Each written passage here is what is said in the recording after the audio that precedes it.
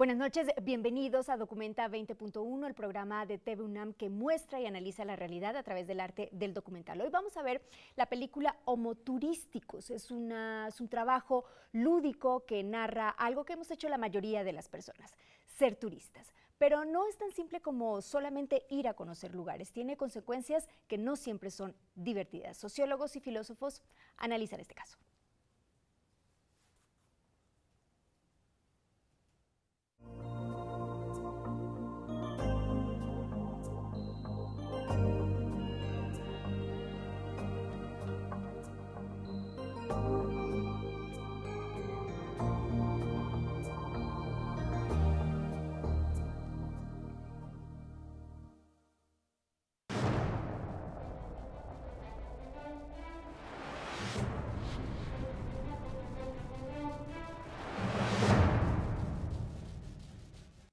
Bueno, buenas noches, estábamos viendo justamente este documental Homoturísticos, un documental, como lo decíamos, divertido, lúdico, pero del cual se pueden hacer profundas reflexiones, y para esto nos acompañan hoy dos invitadas y les agradecemos muchísimo que estén hoy aquí con nosotros. La doctora Maribel Osorio García, ella es doctora en Ciencias Sociales y Políticas por la Universidad Iberoamericana, profesora investigadora en el Centro de Investigación en Estudios Turísticos de la Universidad Autónoma del Estado de México y miembro del Cuerpo Académico Turismo, Desarrollo y Sustentabilidad. Muchas gracias. Gracias a usted. También está con nosotros la doctora Ilia Alvarado Ciso, es investigadora del Departamento de Geografía Económica, hace parte del Instituto de Geografía de la UNAM, tiene una maestría y un doctorado en Geografía y Ordenación del Territorio y un postdoctorado en Patrimonio Industrial en la UNAM.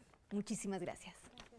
Muchas gracias a las dos. Bueno, lo primero que queríamos ver y lo que nos llama la atención es porque el documental pareciera que está grabado, filmado hace ya varios años. Y la pregunta que nosotros nos hacíamos es, ¿el dinero está cambiando a los turistas, está cambiando los comportamientos de esto que se llama en el documental homoturísticos?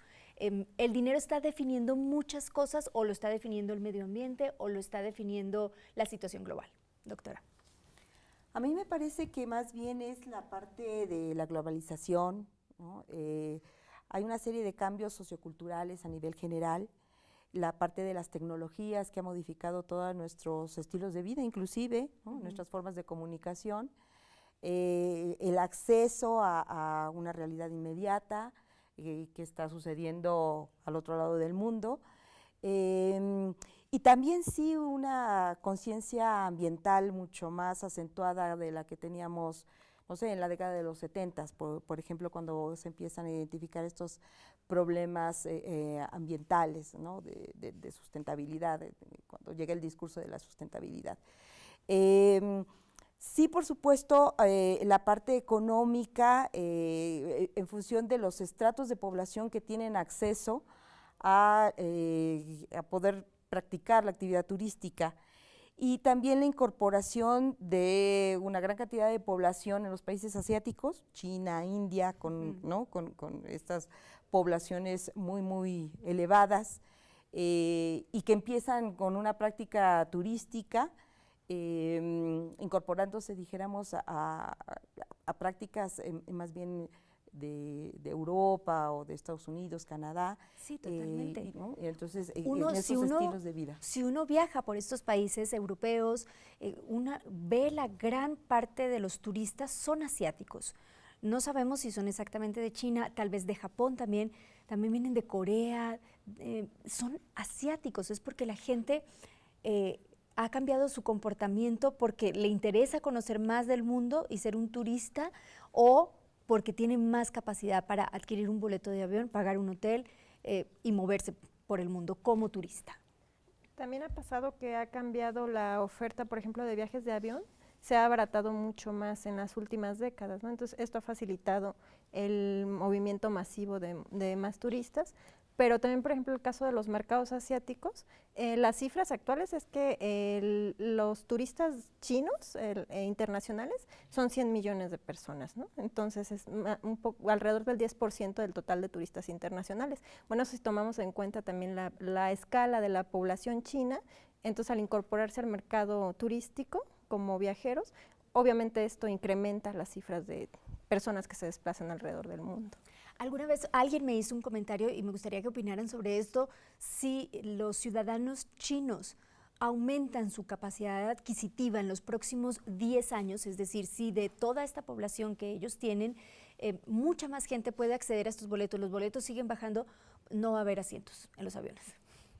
Bueno, según las proyecciones de la OMT para el 2020, China es el país en donde más llegadas de turistas internacionales se van a registrar, va a estar en el primer lugar del top 10, ¿no?, que maneja la Organización Mundial del Turismo, y también el turista chino es el que más gasta, ¿no? Aunque parece que el último año, los 2 últimos años ha disminuido un poco su nivel de gasto, pero es el que tiene el número 1. Lo que sí es que hay que, para el caso de México, hay que tomar en consideración que el turismo chino se desplaza muy intracontinentalmente, ¿no? No tiene, por lo menos al momento, no tiene tanto esta... Pues no se aventura tanto a muy masivamente. Bueno, ellos viajan por grupo. Los millennials chinos están cambiando este patrón, pero para cruzar el océano, para poder llegar a América, ¿no? O sea, hay una gran movilidad, pero es intracontinental. Esto en consideración, por ejemplo, para pensar que el mercado chino sea un mercado importante para el caso de México, ahí hay que hacer una serie de tener reserva en este sentido. Probablemente no. Bueno, nos parecía importante este documental porque el turismo sin duda es uno de los elementos que más activan la economía en los países de primer mundo y de tercer mundo, en Europa, en Latinoamérica. De hecho, hay lugares con una gran pobreza o con situaciones económicas muy marginales en donde el turismo, o uno pensaría que el turismo es una fuente de ingresos importante. Y lo que llama la atención de este documental es que uno da por hecho que los turistas siempre existieron, pero no es así. Hay una historia y hay un momento en el mundo en donde la gente empieza a viajar por diversión y simplemente para conocer. Sí, bueno, dijéramos que el ocio y el viaje se reúnen, o sea, se concatenan en el siglo XIX, y es cuando aparece el turismo, ¿no? En esta concepción que nosotros tenemos, particularmente en Grecia, en Roma, sobre todo en Roma se desarrolla mucho esta práctica del ocio y del viaje por placer, pero después, posteriormente, todo lo que es la Edad Media y la Edad Moderna, este concepto se pierde. Y hasta, lo dice precisamente en el documental, ¿no? Hasta mediados del siglo XIX, en Inglaterra, con el cambio de las condiciones urbanas, industriales, que aparece el trabajo asalariado, esta división del tiempo de trabajo y el tiempo libre, es cuando empieza, y la condición de posibilidad del tren para poderse desplazar de manera un poco más masiva, entonces es cuando empieza a surgir esta práctica de la actividad turística. Doctora, digamos, no sabemos justamente de lo que yo hablaba de estas comunidades marginales, si esas comunidades están recibiendo realmente la ganancia que deberían. ¿Por qué? Porque hay lugares, es decir, uno menciona la Riviera Maya, y en la Riviera Maya pareciera que están ganando, no solo en la Riviera Maya, en varios lugares, pareciera que están ganando las aerolíneas y las cadenas de hoteles, porque son las que ofrecen todo incluido. Entonces el turista ya no tiene necesidad de salir a conectar con un mundo más local, ni adquirir los productos o los alimentos que se dan en ese lugar. Esto podría ser preocupante pues, para gobiernos, para los países, para los ciudadanos que dependen de esto, ¿no? Sí, habría que pensar en una forma en que el turismo tenga una distribución más equitativa de las ganancias, ¿no? Porque efectivamente es una pirámide. Es decir, en el caso de la Riviera Maya, por ejemplo, muchas de las empresas hoteleras que están ahí son empresas españolas, empresas estadounidenses, empresas europeas en general. Entonces, vienen turistas europeos que se quedan en hoteles de capital europeo. ¿Y cómo se beneficia la población local? Hay cierto beneficio, pero no es el ideal. Por ejemplo, tienen trabajos dentro de trabajos en servicios, ¿no? Como personal de hotel, trabajando en restaurantes, quizá algunos puedan ser gerentes, pero en general los salarios que se ofrecen son como en la escala más baja, en la escala laboral. Entonces, la mayor parte de las ganancias se queda en los grandes grupos de inversión, ¿no? En los grandes capitales, y la población se beneficia, pero de una manera un poco más marginal, y sí tienen que pagar un precio muy alto por ser destinos turísticos, ¿no? Por ejemplo, lo que vemos en el caso de Cancún, que, bueno, el medio ambiente se ha deteriorado mucho, ¿no? También la cultura local ha sufrido impactos y el beneficio económico existe, pero podría ser mucho mejor, mucho más elevado si se planeara de una forma más equitativa el turismo. Es decir, en este momento, en México y en el mundo, ¿tú dirías que no existe esa ganancia equitativa? No está centrada en los grandes capitales, en los grupos de inversión, en los grupos hoteleros, en las aerolíneas, y la población local siempre se lleva un beneficio, pero es el más pequeño y paga un precio muy alto. Esto es grave. Claro, pero hay que hacer la consideración también de que el modelo turístico mexicano, cuando empieza en los megaproyectos en la década de los 70s, fue pensado como un modelo turístico de exportación, ¿no? O sea, destinado, toda la política destinada a el turismo internacional, ¿no? Fue cuando se crean estos centros integralmente planificados de Cancún, Huatulco, Iztapas y Guatanejo, Los Cabos y Loreto. Y ahí es en donde queda fincado, trazado, estructurado el modelo turístico de México, o sea, justamente un modelo de avión, hotel de cadena internacional, y que es un modelo cerrado, de un encadenamiento cerrado, que genera una muy poca derrama económica hacia la comunidad, hacia la población en general. Como bien dice la doctora, lo que más se visualiza es la parte de los empleos y de los salarios, pero que son de muy baja remuneración. Bueno, me parece grave porque no solamente se está perdiendo la opción de acceder económicamente a una oportunidad, sino que es que además en muchas de esas comunidades, y repito, no solamente estamos hablando del caso mexicano, estamos hablando del caso de Latinoamérica, sí. No tienen más. No hay ninguna otra opción para poder tener un ingreso, no se diga digno, para poder tener algún tipo de ingreso. Vamos a ir a una pausa. Cuando volvamos vamos a seguir hablando ahora del dinero, pero cómo diferencia a los propios turistas. ¿Está creando o no? Ya nos dirán ustedes en lo que han investigado, abrir la brecha entre ricos y pobres, y vamos a hablar también de la seguridad y el turismo y de muchas otras cosas. Vamos a una pausa y volvemos. Gracias por seguir con nosotros. Estamos platicando o analizando este documental Homoturísticos y estamos con la doctora Maribel Osorio y la doctora Ilia Alvarado. ¿Cuál es el comportamiento? ¿Cómo podrían describir el comportamiento del turista mexicano, doctora Maribel? Bueno, el turista mexicano se caracteriza porque aún es un turista que viaja mucho en familia. Eso es una diferenciación importante con el turista internacional, dijéramos. Sus motivaciones están todavía muy ligados a la convivencia familiar, a las decisiones familiares, a establecer o estrechar estos lazos como tiempos de compensación de que la vida cotidiana, particularmente en las grandes metrópolis, ya no permite tener este contacto como antiguamente se tenía, pero sucede que los periodos vacacionales y los viajes están siendo estos momentos de oportunidad para poder estrechar los lazos familiares, no con la familia nuclear nada más, sino con la familia extensa. Y esa sí es una particularidad del turismo mexicano. Doctora Ilia.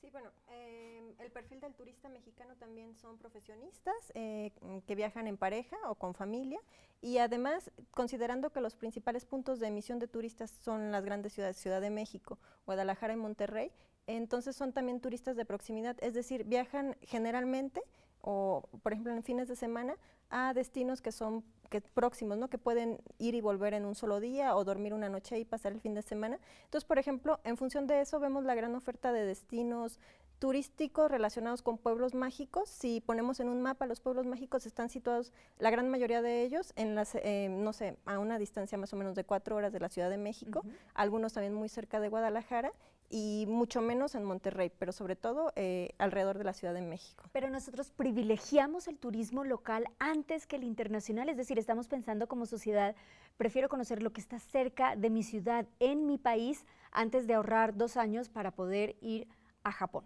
Creo que eso tendría que ver más con una cuestión económica, ¿no? Es decir, es más fácil viajar a un destino que está a 2 horas que ahorrar para un viaje a Europa, por ejemplo. Quien tiene posibilidad de hacerlo prefiere viajar al extranjero, aunque en general por cuestiones económicas se viaja más dentro del país. No tengo las cifras exactas, pero no sé si las tienes tú, pero el turismo doméstico en México supera por mucho a las personas que viajan al extranjero. ¿Sí? Sí, es una relación 80-20, o sea, el 80% del turismo que se genera en nuestro país es un turismo de carácter doméstico y el 20% es un turismo de carácter internacional. Este turismo doméstico, registra una gran movilidad al interior de nuestro país en muchos destinos. Hay destinos que son, dijéramos, muy ubicados para el turismo doméstico, para el turismo nacional, preferidos por el turismo nacional. El caso de Puebla, Guadalajara, la propia Ciudad de México, Acapulco, o sea, sí tenemos inclusive una división geográfica de destinos turísticos que están destinados o dedicados directamente al turismo internacional, de los que son de preferencia del turismo doméstico, las ciudades medias, Morelia, por ejemplo, son de este tipo de, Veracruz, son este tipo de lugares que son de preferencia del turismo doméstico. Unas personas alguna vez me comentaron fuera de México, era en particular una mujer española, que me decía, le voy a preguntar algo, pero no se enoje. ¿Por qué? ¿De dónde sacan dinero los mexicanos para viajar tanto? Porque ellas eran una pareja de mujeres españolas, acostumbraban a viajar en tour. Y en cada tour se encontraban 1, 2, 3, 4, 5 parejas de mexicanos y les llamaba la atención de dónde salía el dinero. No me pareció ofensivo, pero ¿cuál sería como la respuesta académica a algo que desde el extranjero o desde el exterior se ve como curioso?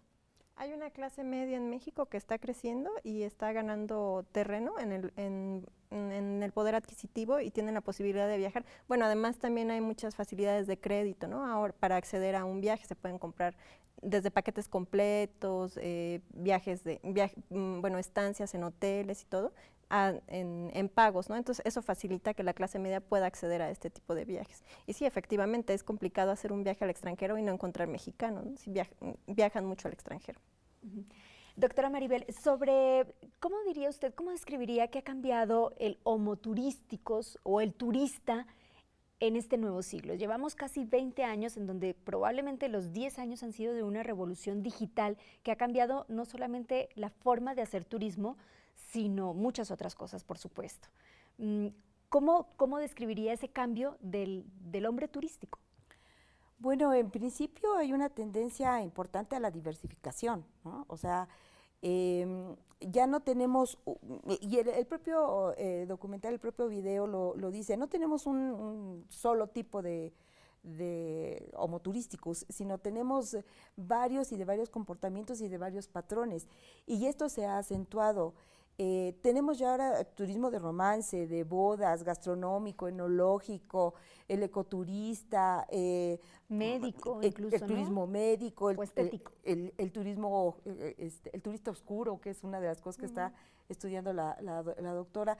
Entonces, en primera instancia se ha diversificado y cada una de estas modalidades está teniendo sus propios patrones de comportamiento, ¿no? que son diferenciados por una parte. Y por otra parte también es un asunto de edades, ¿no? El turismo senior, dijéramos, tiene una forma de disfrutar como mucho más pasiva, ¿no? Está teniendo está creciendo el turismo de jubilados a nivel nacional y por supuesto a nivel internacional muchísimo, y se está ligando con el turismo residencial, por ejemplo, que es una modalidad muy diferente de otras formas de turismo. Y los millennials, ¿no? Los millennials que justamente, o sea, para ellos estar conectados, eso es esencial, y eso está cambiando la estructura y los servicios que los destinos turísticos deben de ser inteligentes para poder estar ofreciendo el manejo tecnológico que ya están acostumbrados los jóvenes millennials. Ya que lo ha planteado Maribel, ¿cuál es el turismo oscuro que está en su investigación, doctora Ilia? Bueno, es un proyecto que está en el instituto, yo soy colaboradora, el responsable del proyecto es el doctor Álvaro López, y bueno, el turismo oscuro es sobre esta tendencia que no es nueva, pero es nuevo el enfoque académico para estudiar estos temas, la tendencia a visitar lugares que tienen que ver con la muerte, el desastre o el sufrimiento, ¿no? El ejemplo clásico es la visita a los campos de concentración como Auschwitz o la visita a memoriales de víctimas de algún atentado. Y en el caso de México, bueno, se están trabajando diferentes temas, que es en lo que se centra este proyecto de turismo oscuro. Por ejemplo, el caso de la Noche de Muertos en Janitzio, que es el tema que estoy trabajando ahora, ¿no? Que finalmente la motivación para visitar Janitzio es visitar un espacio relacionado con la muerte, como es el cementerio, que detrás de eso, o bueno, más bien estando en el sitio, se lleva un contexto festivo, un interés patrimonial, eso ya es otra cosa, pero finalmente el objetivo de la visita es estar en el cementerio durante la Noche de Muertos. Muy interesante. Ahora, ¿ustedes creen, consideran, a partir de todo lo que han investigado, porque en el documental hablan sociólogos, filósofos, y eso es lo que lo hace interesante, porque también plantean escenarios donde uno podría pensar, digamos, que que el turismo está haciendo que la brecha entre ricos y pobres crezca más en el mundo entero? Es decir, quien puede conocer más países, quien los conoce de cierta manera, quien puede ir a estudiar a un país, tiene muchas más opciones, tiene mucha más vida que una persona que no puede salir de su zona. Yo apuntaría que el turismo tiene una particularidad en términos de las relaciones locales globales, ¿no? Lo que sucede es que el turismo tiene la posibilidad de que a una comunidad rural, indígena, ubicada en medio de la selva lacandona, puede llegar el turista internacional que viene de Alemania, con un nivel económico, con un nivel educativo, con un estilo de vida high-tech, ¿no? Directamente esa comunidad. Entonces, efectivamente, los contrastes entre los perfiles de los sujetos, de las personas, es muy alto, y en ese sentido yo diría que la brecha es muy evidente, ¿no? Lo hace muy evidente. Simplemente por el estilo de vida, la capacidad de gasto de ambas comunidades, o sea, es un enfrentamiento muy radical, ¿no? Sobre gran parte de la importancia del turismo, además de la económica, tiene que ver también con la parte de comportamiento social, es decir, socializar, tener nuevos contactos, tener otro tipo de vida, al menos por unos días, es lo que hace importante también y lo que mueve a las masas a ser homo turísticos. Pero ¿qué pasa si uno viaja solo? ¿Y si a uno le gusta viajar solo? Bueno, sí hay un sector de viajeros que prefieren viajar solos, ¿no? Generalmente los mochileros o los backpackers que eligen destinos que están ya consagrados como destinos para mochileros y son para viajar en solitario. No sé, quizá en México por las condiciones de seguridad, lo mismo que en Latinoamérica, este turismo se ve un poco menos, sin embargo existe, ¿no? En Guatemala, por ejemplo, también en la zona de Antigua y en las reservas naturales que hay ahí, existe mucho este tipo de turismo, pero creo que la zona para hacer turismo en solitario por excelencia es Europa, ¿no? Con los recorridos en tren, o hay también recorridos en autobús, y es otro tipo de experiencia, y lo hacen en solitario, pero finalmente terminan socializando, ¿no? Porque se hospedan bien en establecimientos que se ofertan a través de Airbnb, o en hostales que son compartidos, ahí conocen otros viajeros en solitario, y finalmente terminan viajando en grupo. Doctora Ilia, ya casi se nos va a acabar el tiempo, pero me gustaría que cada una nos hiciera una conclusión sobre dos temas específicos. Uno que usted acaba de mencionar, que es el de la seguridad, y Europa en el caso particular. Pues Europa tampoco ya no es lo mismo que hace algunos años y los ataques terroristas no sé si han modificado un poco la manera en que los turistas no europeos deciden acceder o no a este tipo de países. Esto como a nivel de conclusión. Bueno, el turismo tiene mucho que ver con la percepción en cuanto a la toma de decisiones de los viajeros, ¿no? Nosotros elegimos un destino en función de si nos parece atractivo, pero también si nos ofrece las condiciones de seguridad, ¿no? En el caso, son problemáticas distintas en Latinoamérica y en Europa, ¿no? En Latinoamérica son problemas de inseguridad por delincuencia común, por ejemplo, y en Europa ahora están enfrentando al terrorismo, que además ha cambiado la forma de operar y eso lo hace más impredecible todavía. Y sí, efectivamente, las grandes crisis a nivel global que ha tenido el turismo han tenido que ver con atentados terroristas o con amenazas a la salud, como la epidemia de SARS en Asia, o los atentados de 2001 en Nueva York. Entonces, eso evidentemente detiene el crecimiento turístico porque la gente quiere viajar, quiere conocer, pero no quiere arriesgarse, ¿no? Entonces, sí, obviamente tiene un impacto. Creo que lo que está pasando ahora en Europa no se ha medido, pero efectivamente sí disuade o influye en la decisión, en la toma de decisión y favorece a destinos emergentes que no presentan estas problemáticas. Doctora Maribel, en el caso del medio ambiente, decía la doctora Ilia, pues uno no quiere arriesgarse, pero nunca pensamos que estamos arriesgando muchas veces, a lo mejor no la mayoría de los turistas, al medio ambiente. Sí, bueno, el impacto con el medio ambiente en el caso del turismo de verdad es muy depredador.